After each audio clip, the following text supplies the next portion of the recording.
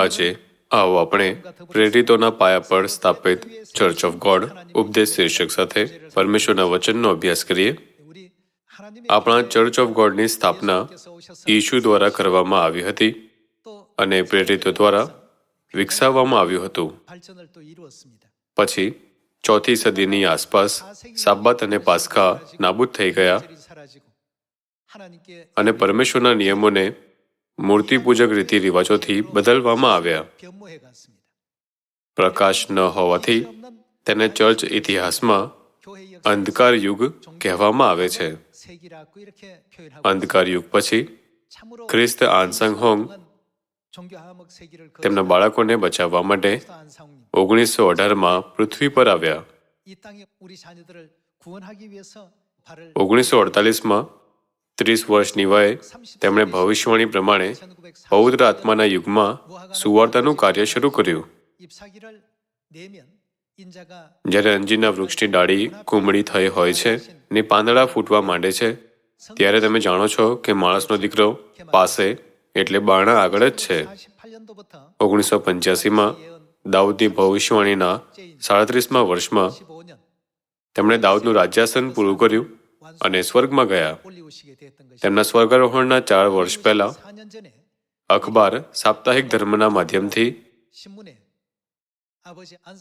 પિતા આનસંગ હોંગે ભવિષ્યવાણી કરી હતી કે બીજી વાર આવનાર ખ્રિસ્તે સુવાર્તાના 37 વર્ષ પૂરા કરવા જોઈએ અને પછી ગુજરી જવું જોઈએ. પછી 4 વર્ષ પછી ભવિષ્યવાણી પ્રમાણે તે ગુજરી ગયા. બાઇબલની ભવિષ્યવાણી પ્રમાણે જ્યારે આદમ ગાઢ નિંદ્રામાં હતો ત્યારે કોને બનાવવામાં આવી હતી? હવાને બનાવવામાં આવી હતી.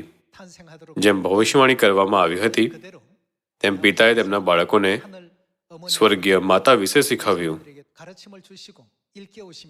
તેમણે લખ્યું, એલિશાએ એલિયાનું પાલન કર્યું, યહોશુઆએ મૂસાનું પાલન કર્યું, પિતરે ઈશુનું પાલન કર્યું અને હું માતાનું પાલન કરું છું.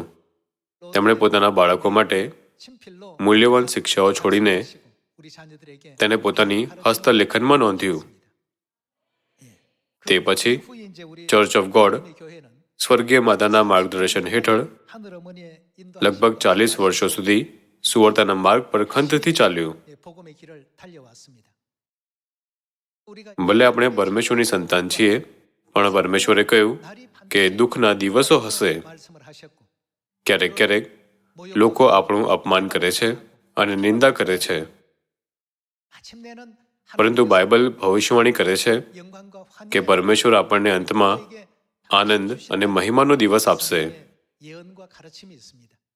પિતા આ પૃથ્વી પર આવ્યા અને 1964માં તેમણે બાઇબલમાં ઉલ્લેખિત ચર્ચનું નામ પુનઃસ્થાપિત કર્યું. આ રીતે ચર્ચ ઓફ ગોડની સ્થાપના કરવામાં આવી. જેમ બાઇબલમાં ભવિષ્યવાણી કરવામાં આવી હતી તેમ પિતા અને માતાના માર્ગદર્શન હેઠળ સમૃદ્ધમાં તથા પૃથ્વીના છેડા સુધી સુવાર્તાનો પ્રચાર કરવામાં આવી રહ્યો છે. ચર્ચ ઓફ ગોડ જે માર્ગની ઉપરની ઓરડી જેવી એક નાની જગ્યાથી શરૂ થયું હતું, હવે તેમના આશીર્વાદ હેઠળ વિશ્વભરમાં સુવાર્તા ફેલાવી રહ્યું છે. દરેક દેશમાં લોકોને તેમની પ્રખ્યાત વિશ્વવિદ્યાલયો અને મહત્વપૂર્ણ સંસ્થાઓ પર ગર્વ છે. જો તમે આવી સંસ્થાઓના સભ્ય હોત તો લોકો તમારી તરફ જોતા. સ્વર્ગના સ્વર્ગદૂતો કોની ઈર્ષા કરે છે? આ લખ્યું છે કે તેઓ ચર્ચ ઓફ ગોડના લોકોની ઈર્ષા કરે છે જે નવા કરારનું પાલન કરી રહ્યા છે. તેઓ સંસારના રાજાઓની ઈર્ષા નથી કરતા. તેઓ ન તો પ્રખ્યાત વિદ્વાનોની ઈર્ષા કરે છે અને ન તો પ્રખ્યાત ચિકિત્સકોની. તેઓ સિયોનના સભ્યોની ઈર્ષા કરે છે જે આજે અહીંયા છે. ખરું ને? તેથી તમારે ચર્ચ ઓફ ગોડમાં હાજરી આપવા પર ગર્વ કરવો જોઈએ. એવું કેમ છે? ચર્ચ ઓફ ગોડની સ્થાપના કોણે કરી? ઈશુએ તેની સ્થાપના 2000 વર્ષ પહેલા પુત્રના યુગમાં કરી હતી. શું બધા ખ્રિસ્તીઓ પ્રેરિત પિતર, પ્રેરિત પાઉલ અને પ્રકટીકરણની પુસ્તક લખનાર પ્રેરિત યોહાનની પ્રશંસા નથી કરતા? તેઓ કયા ચર્ચમાં જતા હતા? તે આપણું ચર્ચ છે. આપણા ચર્ચની સાક્ષી બાઇબલ અને પ્રબોધકો દ્વારા આપવામાં આવી હતી, જેને પરમેશ્વર દ્વારા પ્રબોધકોના પાયા પર સ્થાપિત કરવામાં આવ્યું હતું અને પરમેશ્વર દ્વારા શીખવવામાં આવ્યું હતું. આપણે ગર્વ કરવો જોઈએ કે આપણે આ ચર્ચમાં હાજરી આપીએ છીએ. પ્રચાર કરતી વખતે તમે લોકોને પૂછી શકો છો, શું તમે ચર્ચમાં જાઓ છો? જો તેઓ કહે છે હા, તો પૂછો, શું તમારા ચર્ચની સ્થાપના પરમેશ્વર દ્વારા કરવામાં આવી હતી? અમારા ચર્ચની સ્થાપના પરમેશ્વર દ્વારા કરવામાં આવી હતી. શું તમે અમારા ચર્ચ વિશે ઉત્સુક નથી? આજે આવો આપણે આ બાબત પર એક નજર કરીએ. બાઇબલ કહે છે કે આપણા જીવનમાં શોકના દિવસો હશે. જ્યાં સુધી યરુશલેમના શોકના દિવસો સમાપ્ત નહીં થાય ત્યાં સુધી તેના સંતાનોનું આ સંસારમાં સ્વાગત કરવામાં આવશે નહીં. જો કે બાઇબલમાં આ શોકના દિવસોની ભવિષ્યવાણી કરવામાં આવી હોવાથી તો શું આપણે તેમના પર વિજય પ્રાપ્ત ન કરવો જોઈએ? જ્યારે આ પૂરું થશે ત્યારે પરમેશ્વર કહેશે, તારા શોકના દિવસો પૂરા થયા. અંતમાં તે આપણને શું આપવા ઈચ્છે છે? તે આપણને મહિમા અને આનંદના દિવસો આપશે.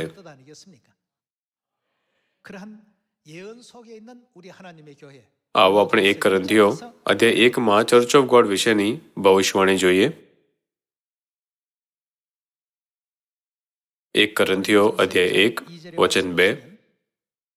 કોરિન્થમાંની ઈશ્વરની મંડળી, જેઓને ખ્રિસ્ત ઈશુમાં પવિત્ર કરવામાં આવેલા છે, જેઓને સંતો થવાને તેડવામાં આવેલા છે, તેઓ તથા જેઓ હર કોઈ સ્થળે આપણા પ્રભુ એટલે તેઓના તથા આપણા પ્રભુ ઈશુ ખ્રિસ્તને નામે પ્રાર્થના કરે છે, તે સર્વ જોગ આપણા પિતા ઈશ્વર તરફથી તથા પ્રભુ ઈશુ ખ્રિસ્ત તરફથી તમને કૃપા તથા શાંતિ હોજો.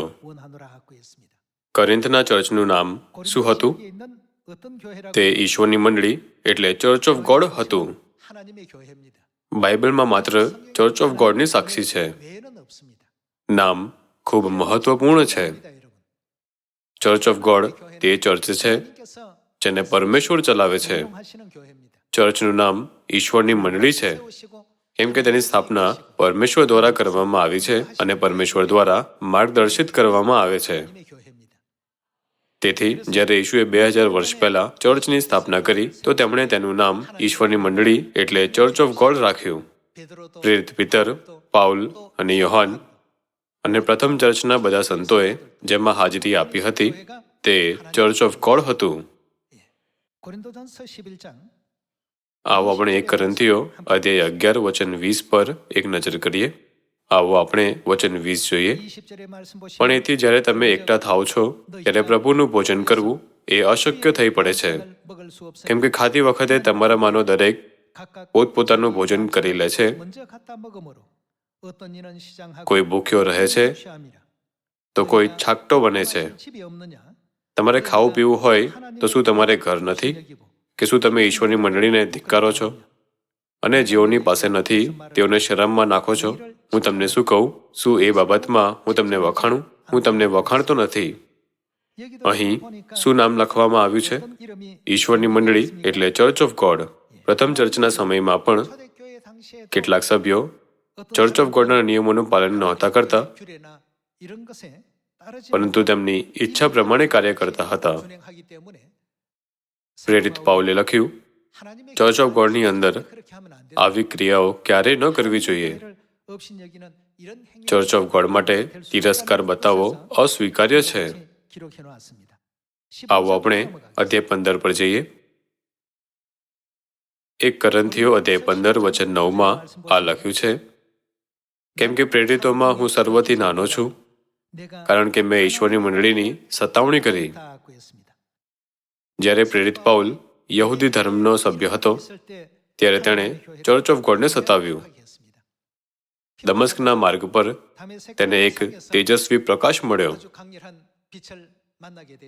પ્રકાશ એટલો પ્રબળ હતો કે તે જમીન પર પડી ગયો અને પ્રકાશમાંથી અવાજ આવ્યો. તે સમયે પ્રેરિત પાઉલનું નામ શાઉલ હતું. તેણે ઈશુનો અવાજ સાંભળ્યો, શાઉલ, શાઉલ. તો તેણે જવાબ આપ્યો, પ્રભુ, તમે કોણ છો? હું ઈશુ નાઝારી છું, જેને તું સતાવે છે તે. પાઉલ આશ્ચર્યચકિત થઈ ગયો.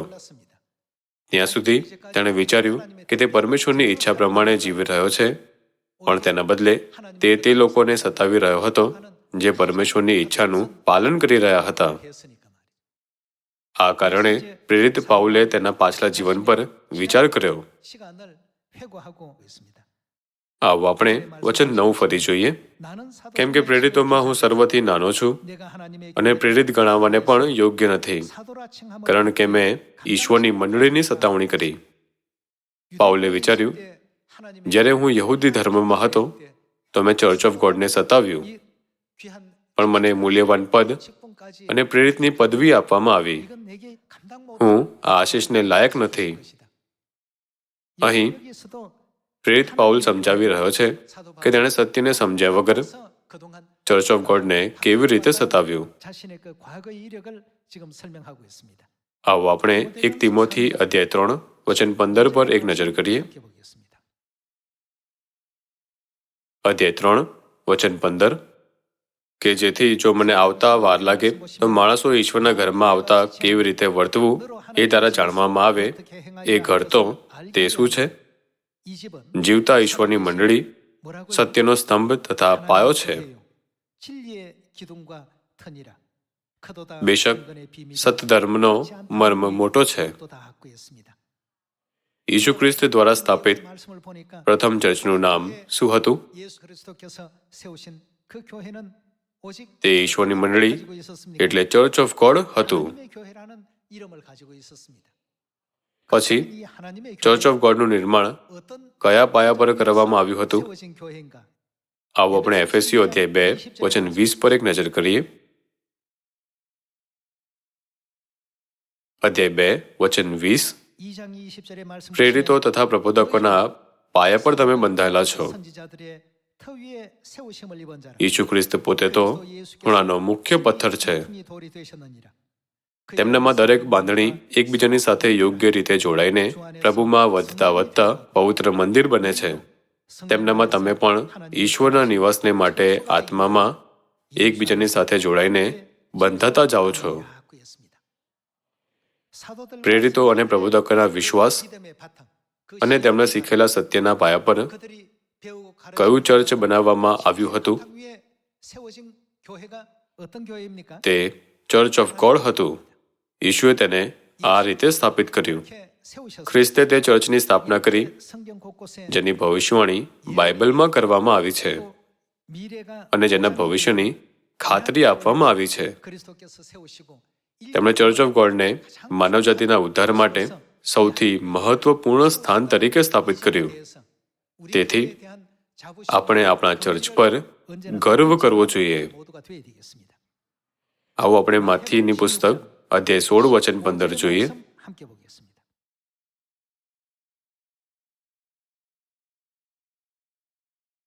માથી અધ્યાય 16 વચન 15. તે તેઓને પૂછે છે, પણ હું કોણ છું? તે વિશે તમે શું કહો છો? ત્યારે સિમોન પિત્તરે ઉત્તર આપ્યો, તમે મસીહ, જીવતા ઈશ્વરના દીકરા છો. અને ઈશુએ તેને કહ્યું, સિમોન, યુના પુત્ર, તને ધન્ય છે, કેમ કે માંસે તથા લોહીએ નહીં, પણ મારા આકાશમાંના પિતાએ તને એ જણાવ્યું છે. હવે આવો આપણે નજીકથી જોઈએ. વચન 18, અને હું પણ તને કહું છું કે તું પિત્તર છે, ને આ પથ્થર પર હું કોને દર્શાવે છે? ઈશુને. તે શું બાંધશે? મારી મંડળી બાંધીશ. મારી મંડળી કોનું ચર્ચ છે? ઈશુ ત્રિએકના પ્રમાણે પુત્ર પરમેશ્વર છે. ને આ પથ્થર પર મારી મંડળી બાંધીશ, ને તેની વિરુદ્ધ હાદેસની સત્તાનું હાદેસની સત્તા શું નહીં કરે? તેનું જોર નહીં ચાલે. આકાશના રાજ્યની કૂંચીઓ હું તને આપીશ, ને પૃથ્વી પર તું જે કંઈ બાંધશે તે આકાશમાં બંધાશે, અને પૃથ્વી પર તું જે કંઈ છોડશે તે આકાશમાં પણ છોડાશે. ઈશુએ આ ચર્ચની સત્તાનો સ્વીકાર કર્યો. જ્યારે આપણે માથી અધ્યાય 16 ને નજીકથી જોઈએ છીએ તો આપણે જોઈ શકીએ છીએ કે ઈશુ આ કહેતા પિત્તરને આશીષ આપે છે. તું પિત્તર છે, ને આ પથ્થર પર હું મારી મંડળી બાંધીશ. જો આપણે તે ચર્ચને શોધીએ જેમાં પિત્તર, પાઉલ અને યોહાન ગયા હતા, તે ચર્ચ જે પ્રબોધકોના પાયા પર બનાવવામાં આવ્યું હતું, તો આપણે જાણી શકીએ છીએ કે તે ચર્ચની સ્થાપના કોણે કરી, ખરું ને? 2000 વર્ષ પહેલા ઈશુએ કહ્યું, હું મારા ચર્ચની સ્થાપના કરીશ, અને શરીરમાં આવેલા પરમેશ્વરને ઓળખવા માટે પિત્તરને સ્વર્ગના રાજ્યની કૂંચીઓ આપી. કયા ચર્ચને આવા આશીર્વાદ મળ્યા છે? આપણે બાઇબલની અવગણના ન કરવી જોઈએ, પરંતુ તેનું ધ્યાનથી નિરીક્ષણ કરવું જોઈએ. જો આપણે તે ચર્ચમાં જઈએ છીએ તો શું આ અદ્ભુત નહીં હોય? બધા લોકો, આ ચર્ચ જ્યાં ઉદ્ધારની ગેરંટી છે અને સત્યનું વચન આપવામાં આવ્યું છે, આપણું ચર્ચ ઓફ ગોડ છે. આપણે આ વિશે જાગૃત રહેવું જોઈએ. આવો આપણે લુક અધ્યાય 22 વચન 7 પર એક નજર કરીએ.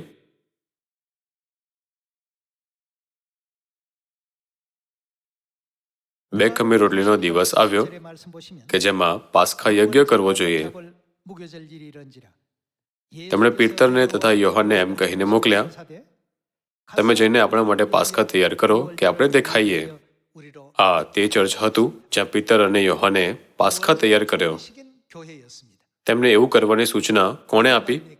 પરમેશ્વર આ પૃથ્વી પર શરીરમાં આવ્યા અને પિત્તર અને યોહાનને મોકલ્યા. બીજા શબ્દોમાં, સત્ય દ્વારા પરમેશ્વર એક એક કરીને પ્રેરિતોના પાયા પર સ્થાપિત ચર્ચને પ્રગટ કરી રહ્યા છે. આજકાલ ઘણા બધા ચર્ચ છે, પણ કયું ચર્ચ પાસ્ખાને મૂલ્યવાન માને છે, સત્યના નિયમનો આદર કરે છે અને નિયમો પ્રમાણે પરમેશ્વરની આજ્ઞાઓનું પાલન કરે છે? તે માત્ર ચર્ચ ઓફ ગોડ છે. આવો આપણે ચાલુ રાખીએ. વચન 14. વખત થયો ત્યારે તે બેઠા અને તેમની સાથે 12 પ્રેરિતો પણ બેઠા. તેમણે તેઓને કહ્યું, મરણ સહ્યા પહેલા આ પાસ્ખા તમારી સાથે ખાવાની મને ઘણી ઈચ્છા હતી. શું પાસ્ખા ખાવાનો અર્થ પાસ્ખા પર્વ મનાવવો નથી? એવું એટલે છે કેમ કે પાસ્ખાના નિયમોની અંદર આપણે માણસના દીકરાનું માંસ ખાવું જોઈએ અને તેમનું લોહી પીવું જોઈએ.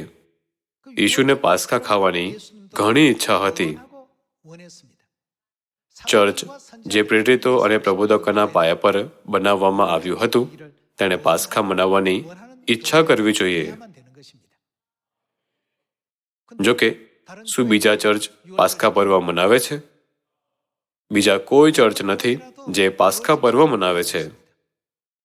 બીજા શબ્દોમાં, બીજા ચર્ચ તે ચર્ચ નથી જેની સ્થાપના ઈશુએ કરી હતી, જે પ્રેરિતો અને પ્રબોધકોના પાયા પર બનાવવામાં આવ્યું હતું. પાસ્ખા તે સત્ય છે જેને ઈશુએ સ્થાપિત કર્યું અને મનાવવાની ઘણી ઈચ્છા હતી. શું આ સત્ય world mission society church of ગોડમાં નથી જોવા મળતું? આવો આપણે વચન 19 પર જઈએ. વચન 19. પછી તેમણે રોટલી લઈને સ્તુતિ કરીને ભાંગી અને તેઓને આપીને કહ્યું, આ મારું શરીર છે, તે તમારે માટે આપવામાં આવે છે, મારી યાદગીરીમાં આ કરો. ઈશુએ શું કહ્યું? મારી યાદગીરીમાં આ કરો. આ એક નિયમ અને આજ્ઞા છે જેને ઈશુએ સ્થાપિત કરી છે. ઈશુ દ્વારા સ્થાપિત પ્રેરિતોએ જેમાં હાજરી આપી અને પ્રેરિતોના પાયા પર બનેલા ચર્ચ પાસે કયું સત્ય હોવું જોઈએ? તે ચર્ચ પાસે પાસ્ખાનું સત્ય હોવું જોઈએ. આજે ભલે ઘણા બધા ચર્ચ છે જે પરમેશ્વર પર વિશ્વાસ કરવાનો દાવો કરે છે, તેઓ પાસ્કા નથી મનાવતા. ઈશુ આ પૃથ્વી પર કેમ આવ્યા? તે આપણને બચાવવા આવ્યા. જો પાસ્કાનો આપણા ઉદ્ધાર સાથે કોઈ લેવા દેવા નથી, તો શું તે તેને આટલી ઉત્સુકતાથી મનાવવા ઈચ્છતા? આવો આપણે વચન 20 સાથે ચાલુ રહીએ. તે જ પ્રમાણે વાડું કર્યા પછી તેમણે પ્યાલો લઈને કહ્યું, તેમણે પાસ્કાનો દ્રાક્ષારસ લઈને કહ્યું, આ પ્યાલો તે શું છે?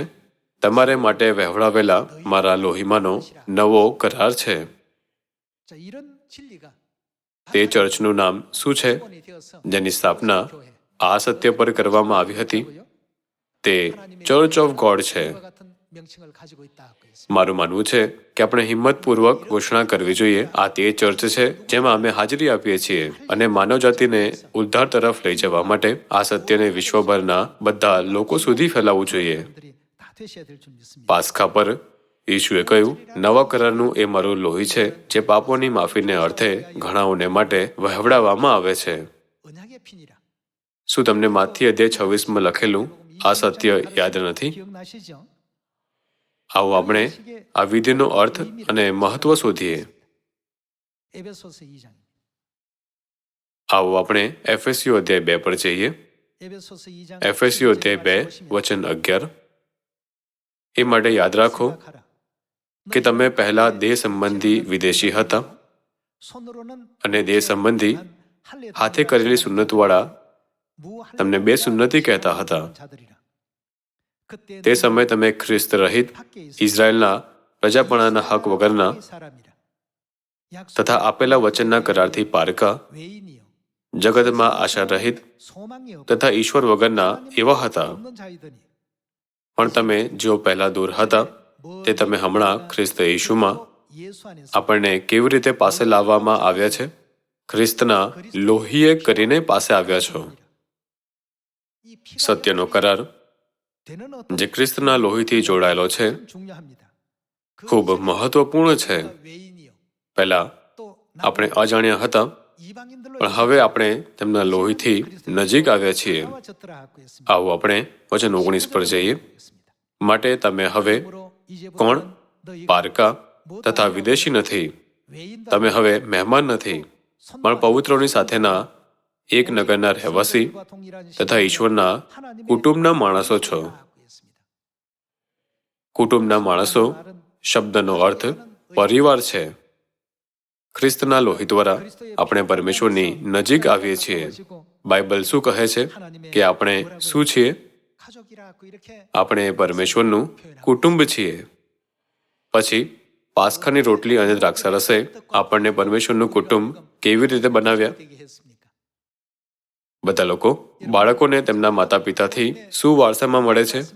તેમને તેમના માતા પિતા પાસેથી માંસ અને લોહી વારસામાં મળે છે. પરમેશ્વર આપણને આ શારીરિક સિદ્ધાંતો દ્વારા જાગૃત કરે છે.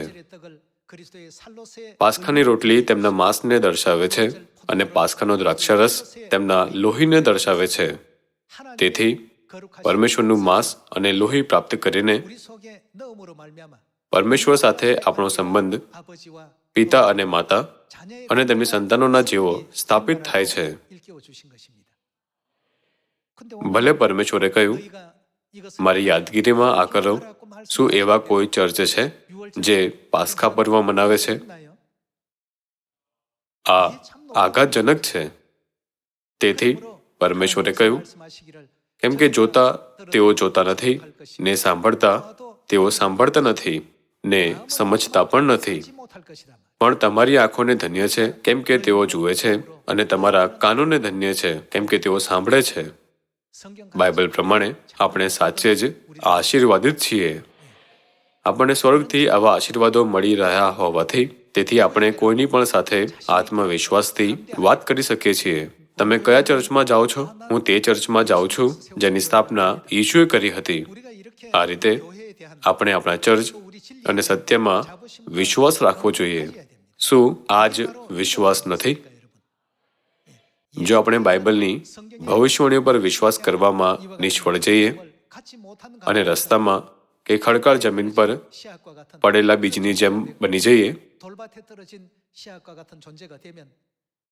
તો સૂર્ય નીચે સુકાઈ જનાર બીજની જેમ આપણે મૂર્ખાઈ કરીશું. એટલે ઈશુએ પ્રકટીકરણ અધ્યાય 3 કહ્યું, તારે જે છે તેને તું વળગી રહે કે કોઈ તારો મુગટ લઈ લે નહીં. શું બાઇબલ આપણને આ નથી શીખવતું કે આપણે આ મહાન સત્યને ક્યારે પણ હળવાશથી ન લેવું જોઈએ અને એસાવની જેમ તેનો ત્યાગ ન કરવો જોઈએ? પરમેશ્વરે વિશ્વને બચાવવાના મહાન ઉદ્દેશ્યથી આ પૃથ્વી પર ચર્ચની સ્થાપના કરી. આ કારણે સ્વર્ગારોહણ કરતા પહેલા તેમણે તેમના શિષ્યોને વિનંતી કરી. તેમણે શું કહ્યું કે જ્યાં સુધી તે ફરી ન આવે ત્યાં સુધી આપણે શું કરવું જોઈએ? સમૃદ્ધમાં અને પૃથ્વીના છેડા સુધી સુવાર્તાનો પ્રચાર કરો. તેમના કહેવાનો અર્થ છે કે આપણે સ્વર્ગમાં કરેલા પાપોની ક્ષમા મેળવવાનો એકમાત્ર માર્ગ સુવાર્તાનો સ્વીકાર કરવો છે. આવો આપણે માથી અધ્યાય 28 ઈશુની આજ્ઞાની ખાતરી કરીએ. આવો આપણે માથી અધ્યાય 28 વચન 18 જોઈએ. અને ઈશુએ ત્યાં આવીને તેઓને કહ્યું, આકાશમાં અને પૃથ્વી પર સર્વ અધિકાર મને આપવામાં આવ્યો છે. એ માટે તમે જઈને સર્વ દેશનાઓને શિષ્ય કરો, પિતા તથા પુત્ર તથા પવિત્ર આત્માને નામે તેઓને બાપ્તિસ્મા આપતા જાઓ. મેં તમને જે જે આજ્ઞા કરી તે સર્વ પાડવાનું તેઓને શીખવતા જાઓ. અને જુઓ, જગતના અંત સુધી હું સર્વકાળ તમારી સાથે છું. ચર્ચ ઓફ ગોડની ભૂમિકા જે પ્રેરિતોના પાયા પર બનાવવામાં આવ્યું હતું અને પરમેશ્વર દ્વારા સ્થાપિત કરવામાં આવ્યું હતું, તે આ જાણ્યા વગર જીવતી માનવજાતિને ઉદ્ધાર શું છે, સ્વર્ગ શું છે અને નરક અસ્તિત્વમાં છે કે નહીં શીખવવાની અને તેમને આ પૃથ્વી પર ન્યાયી, ઈમાનદારી અને સદગુણી રીતે જીવવા માટે માર્ગદર્શન આપવાની છે. ઈશુએ તેમના ચર્ચને માનવજાતિને શીખવવાની આજ્ઞા આપી કે તેમને પસ્તાવ કરવા અને સ્વર્ગમાં કરેલા પાપોની ક્ષમા મેળવવા માટે તેમને સાંસારિક જીવન આપવામાં આવ્યું છે, જેથી તેઓ દરરોજ પરમેશ્વરનો આભાર માની શકે, તેમની મહિમા કરી શકે અને તેમની સ્તુતિ કરી શકે. તેથી આપણે બીજાઓને શીખવવું જોઈએ જે આ નથી જાણતા. કેટલાક લોકો વિશ્વાસ નથી કરતા, ભલે હું તેમને શીખવું. તેઓએ મારી સામે વિચિત્ર આંખોથી જોયું. બધા લોકો આપણે પરમેશ્વરનું કાર્ય કરી રહ્યા છીએ, ભલે બીજા આપણને વિચિત્ર આંખોથી જુએ કે આવકારદાયક આંખોથી. શું આ નથી લખ્યું કે જ્યારે પરમેશ્વરનું મહિમામય કાર્ય પૂરું થશે ત્યારે પરમેશ્વર દરેક વ્યક્તિને તેના કાર્યો પ્રમાણે બદલો આપશે? જ્યારે આપણે માથી અધ્યાય 24 વચન 14 જોઈએ છીએ તો તે રાજ્યની સુવાર્તા વિશે શું કહે છે? આખી દુનિયામાં તેનો પ્રચાર કરવામાં આવશે. તેનો પ્રચાર ચોક્કસ દરેકના હોઠોથી બધે કરવામાં આવશે. આપણી સુવાર્તા ક્યારેય નિષ્ફળ નહીં થાય. તેથી આવો આપણે આ સુવાર્તાથી સંસારને બચાવીએ અને તેનું નેતૃત્વ કરીએ. મને આશા છે કે સિયોનના આપણા બધા સભ્યો પરમેશ્વરે સ્થાપિત ચર્ચમાં એલોહિમ પરમેશ્વરને ધન્યવાદ અને મહિમા આપશે. જો આપણે પગલાં નથી લેતા તો સંસારને બચાવી શકાતું નથી. પરમેશ્વરે માત્ર એક ચર્ચને નિયુક્ત કર્યું છે જે સંસારને બચાવી શકે છે. તે કયું ચર્ચ છે? World mission society church of God. આ કારણે પરમેશ્વરે 1964 ચર્ચ ઓફ ગોડની સ્થાપના કરી. માર્કની ઉપરની ઓરડી જેવી નાની જગ્યામાં આરાધના કરતી વખતે તેમણે હંમેશા આ વાત પર ભાર આપ્યો, રાજ્યની આ સુવાર્તા આખા જગતમાં પ્રચાર કરવામાં આવશે. આવો આપણે આપણા પિતાએ આપણને શક્તિશાળી રૂપથી આપેલી આ શિક્ષાઓ પર વિચાર કરીએ. આપણા પૂર્ણ હૃદયથી આવો આપણે આપણું સર્વશ્રેષ્ઠ આપીએ, આપણી શક્તિ એકઠી કરીએ અને સાથે મળીને આગળ વધીએ. આવો આપણે પરમેશ્વરનો મહિમા પણ પ્રકટ કરીએ. માત્ર ચર્ચ ઓફ ગોડ પાસ્ખા પર્વ, સાબ્બાત અને નવા કરારના બધા નિયમોને પરમેશ્વરની આજ્ઞા પ્રમાણે પાળે છે. આ એકમાત્ર ચર્ચ છે જ્યાં બધું જ બાઇબલ સાથે સંપૂર્ણ રીતે સંરેખિત છે. ત્યારે લોકો તેની નિંદા કેમ કરે છે? ઈશુના પ્રથમ આગમનના સમયે ચર્ચ ઓફ ગોડની પણ નિંદા કરવામાં આવી હતી. એવું એટલે ન હતું કે સભ્યોએ દુષ્ટ કાર્યો કર્યા હતા. જ્યારે બીજાઓએ હલવાનું બલિદાન કરીને પાસ્ખા મનાવ્યો, ત્યારે ઈશુએ પાસ્ખાની રોટલી અને દ્રાક્ષરસ દ્વારા નવા કરારની ઘોષણા કરી. સાબત દિવસે જ્યારે બીજાઓએ કંઈ ન કર્યું, ત્યારે ઈશુના શિષ્યોએ અનાજની કેટલીક મૂડીઓ લીધી અને દાળ ખાધી, અને ઈશુએ સાબત દિવસે માંદાઓને સાજા કર્યા. એટલે ઈશુએ કહ્યું, તમારામાં એવું કયું માણસ હશે કે જેને એક ઘેટું હોય ને વિશ્રામવારે જો તે ખાડામાં પડે તો તે તેને પકડીને બહાર નહીં કાઢશે? એ માટે વિશ્રામવારે સારું કરવું ઉચિત છે. તેમણે આપણને માત્ર સૌથી ઉત્તમ શિક્ષાઓ આપી. ભલે તેઓની પાસે મોં હતું, પણ તેમની પાસે કહેવા માટે કંઈ ન હતું. આ રીતે તેમણે પ્રથમ ચર્ચનું નેતૃત્વ કર્યું. 4th સદીમાં શૈતાને ભવિષ્યવાણીના પ્રમાણે ધાર્મિક ઉત્સવોના દિવસોને તથા નિયમને બદલી નાખ્યા. તેથી બીજી વાર માનવજાતિને બચાવવા માટે પિતા અને માતા પૂર્વમાં પૃથ્વીના છેડે કોરિયામાં આવ્યા, સત્યને પુનઃસ્થાપિત કર્યું અને નવા કરાર પ્રમાણે ચર્ચનું નેતૃત્વ કર્યું. તેમણે જે પાસ્ખા શીખવ્યું તે જૂના કરારનો નિયમ નથી. શું ઈશુ જૂના કરારમાં એક વ્યક્તિ છે? નવા કરારમાં ઈશુએ પાસ્ખા વિશે શું કહ્યું? તેમને તેને મનાવવાની ઘણી ઈચ્છા હતી. ઈશુએ તે લોકોના વિષયમાં શું કહ્યું જેમણે તેમને પ્રભુ પ્રભુ કહીને બોલાવ્યા પણ તેમના નિયમોનું પાલન ન કર્યું? તમે તો મારી પાસે આવો છો ને તમારા મોંથી તથા હોઠોથી મને માન આપો છો, પણ તેમનો સાચો ઈરાદો શું છે? તમારા મન મારાથી વેગળા જ રહે છે. એટલે તેમણે કહ્યું, ભૂંડું કરનારાઓ, મારી પાસેથી દૂર જાઓ. પણ પિતા અને માતા સિયોનના બાળકોને શું કહેશે? મારી વાલી સંતાનો, મેં જોયું છે કે સંસારના ઉપહાસ અને સતાવણી છતાં તમે મારી આજ્ઞાઓનું પાલન કરવાનો બનતા પ્રયત્નો કર્યા છે. તેથી હું તમને તમારા કાર્યો પ્રમાણે આશીષ આપીશ. જ્યારે તમે આ વિશે વિચારો છો ત્યારે શું તમારું હૃદય ધડકતું નથી? બસ થોડા વધારે પ્રયત્નો અને શક્તિથી મને આશા છે કે સિયોનના આપણા બધા સભ્યો પિતાનું સ્વાગત કરવા માટે તૈયાર થઈ જશે. હું તમને નિષ્ઠાપૂર્વક કહું છું કે સમૃદ્ધમાં તથા પૃથ્વીના છેડા સુધી આ સુવાર્તા ફેલાવવામાં પોતાને સમર્પિત કરો. આ દ્વારા હું આજના ઉપદેશને સમાપ્ત કરવા ઈચ્છીશ. તમારો ખૂબ ખૂબ આભાર.